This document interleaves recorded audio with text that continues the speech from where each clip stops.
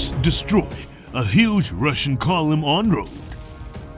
Today, Russian commanders gathered forces for another push near Dobropillia, aiming to break out the encircled units further north. However, Ukrainians simply used them as bait, and the Russians fell directly into the deadly trap, sending hundreds of soldiers and a dozen armored vehicles on a suicide mission to be destroyed.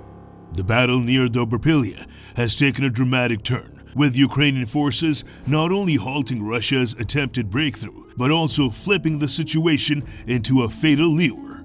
After stopping the enemy push, Ukrainian counterattacks split the Russian assault corridor into separate pockets, cutting off two sizable groups of Russian troops.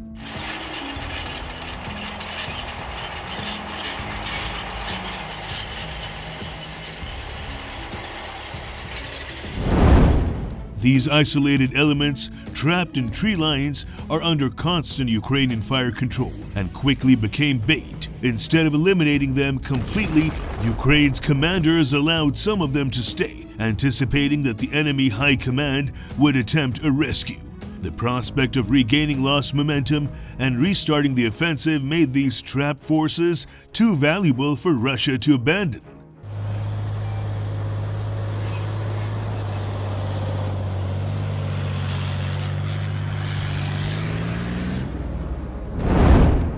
As predicted, Russia began massing reinforcements to reconnect with the cut-off units and relaunch their advance. Ukrainian officials openly assessed the broader Russian objectives of not only capturing Pokrovsk, but also pushing north toward Sloviansk and Kramatorsk, and even threatening the Dnipropetrovsk region, the last of which was described by Ukrainian military analysts as purely political. For now, though, Russian units around Dobropillia remained cut off from supplies, and their elimination a matter of time.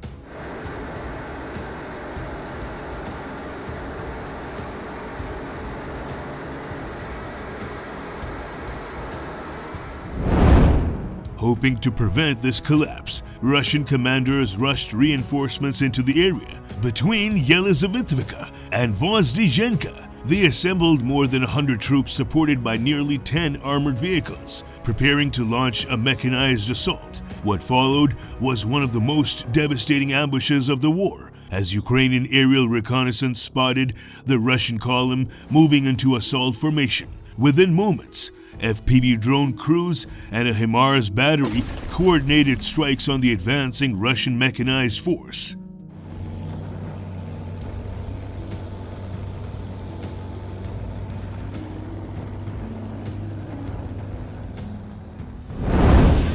Kamikaze drones destroyed 3 armored vehicles outright, while 2 more were immobilized, making them an easy target for a direct HIMARS hit, while nearby Ukrainian units picked off an additional machine.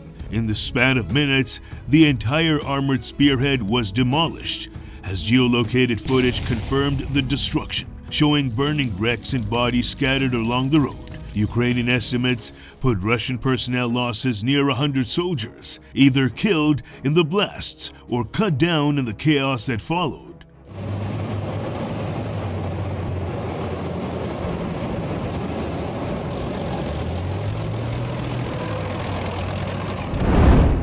This mechanized column was not the only force Russia had prepared, as in parallel, infantry groups were gathered near Novotoretsky, intending to infiltrate northward and re-establish contact with the encircled troops. But Ukrainian drones once again made short work of the plan, as these movements were detected on time and Russian positions were marked for artillery fire. Videos later released by Ukrainian operators showed FPV drones hunting soldiers through tree lines and trench networks, hitting them even as they scrambled for cover.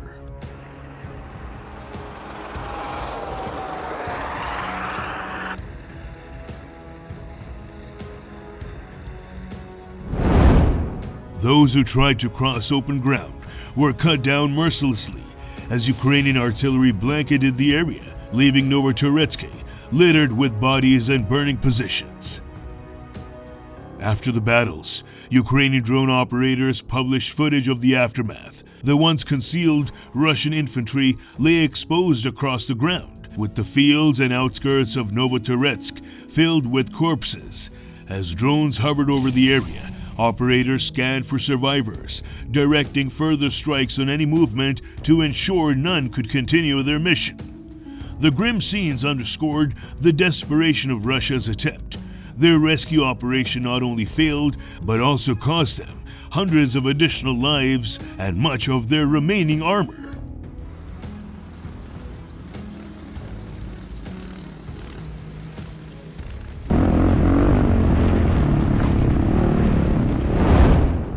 Meanwhile, Ukraine's forces warn Moscow has shifted tactics and is preparing fresh multi-directional assaults. Russia is shifting elite forces and equipment to multiple sectors of Donetsk Oblast, with Ukrainian military sources warning of a likely new offensive. The Institute for the Study of War, ISW, reported that Russian activity is intensifying near Pokrovsk, Dobropillia, Kramatorsk, and Siversk.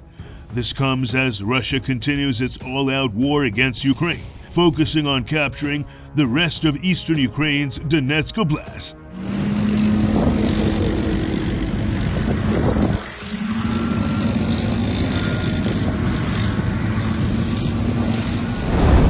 ISW reported that Lieutenant Colonel Alexei Belsky of Ukraine's Dnipro Group of Forces said Russian troops are concentrating in Donetsk Oblast, with the heaviest fighting in the Pokrovsk direction. He said Russia is now bringing in drones and heavy armored vehicles after failing to seize Pokrovsk and Marnorat this summer.